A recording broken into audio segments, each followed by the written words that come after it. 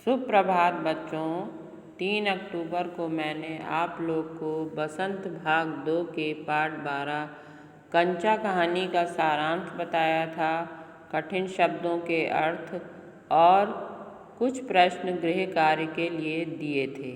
इसी क्रम में मैं आज पाठ 12 कंचा के प्रश्नोत्तर बताने जा रही हूँ। इसमें बहुविकल्पीय प्रश्नों के उत्तर, अति लघु उत्तरीय, लघु उत्तरीय एवं पाठ से संबंधित प्रश्नों के उत्तर बता रही हूँ। सबसे पहले बहुविकल्पीय प्रश्नों के उत्तर। इस कहानी के लेखक का नाम बताएं। इसमें ऑप्शन है P Ramaswamy, P Gopal Swami, T Subramaniam, T Padmanabhan. तो इस प्रश्न का सही उत्तर है टी पद्मनाभन। गृह कार्य में भी मैंने आप लोग से पूछा था कि कंचा कहानी के लेखक कौन है, तो उसका सही उत्तर होगा टी पद्मनाभन। दूसरा प्रश्न है कांच के बड़े बड़े जार कहाँ रखे थे। तो कांच के बड़े बड़े जार कहाँ रखे थे, इस प्रश्न के ऑप्शन है दुकान में, मेज पर, अलमारी में, काउंटर पर। तो इस प्रश्न का सही उत्तर है अलमारी में। तीसरा प्रश्न है रामन मल्लिका किसकी हंसी उड़ा रहे थे। ऑप्शन है जॉर्ज की, अप्पू की, कंचों की, उपर्युक्त सभी।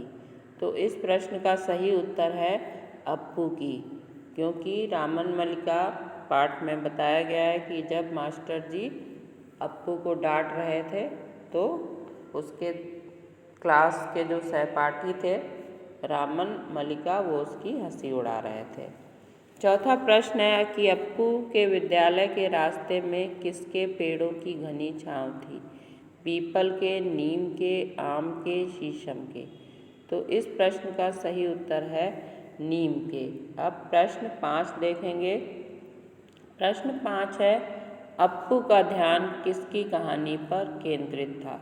अप्पू जब रास्ते से होते हुए विद्यालय जा रहा था पैदल, तो वो किस कहानी को याद करता हुआ जा रहा था। तो इसका में 4 ऑप्शन है सियार और कौवे की, लोमड़ी और कौवे की, लोमड़ी और सारस की, सियार और ऊँट की। तो इस प्रश्न का सही उत्तर है सियार और कौवे की।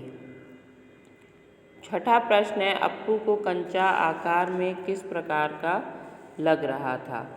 इसमें ऑप्शन दिए हुए हैं बाल की तरह, आंवले की तरह, अंगूर की तरह, नींबू की तरह। तो इस प्रश्न का सही उत्तर है आंवले की तरह, क्योंकि कहानी में जो है कंचों को आंवले की तरह बताया गया है। अब बच्चों हम इस पाठ से संबंधित अति लघु उत्तरीय प्रश्नों के उत्तर देखेंगे। पहला प्रश्न है अप्पू को दुकान के जार में रखे कंचे ही क्यों आकर्षित करते हैं, अन्य चीज़ें क्यों नहीं। अप्पू को दुकान के जारों में रखे कंचे ही क्यों आकर्षित करते हैं, अन्य चीज़ें, दूसरी चीज़ें क्यों नहीं। तो इस प्रश्न का उत्तर है अप्पू को उसके पिताजी सारी चीज़ें लाकर देते थे, लेकिन कंचे उसने पहली बार देखे थे, इसलिए उसका ध्यान केवल कंचों पर ही जाता है। प्रश्न दूसरा है कंचे देखकर अप्पू का मन कक्षा में क्यों नहीं लग रहा था। तो अप्पू ने जब विद्यालय जाने के समय एक दुकानदार के पास जार में कंचे देख लिए, तो उसका दिल और दिमाग कंचों में ही खो गया। वह उसे खरीदने की तरकीब खोजने लगा। उसका ध्यान कक्षा में नहीं था, वह तो कंचों की दुनिया में खोया रहता है।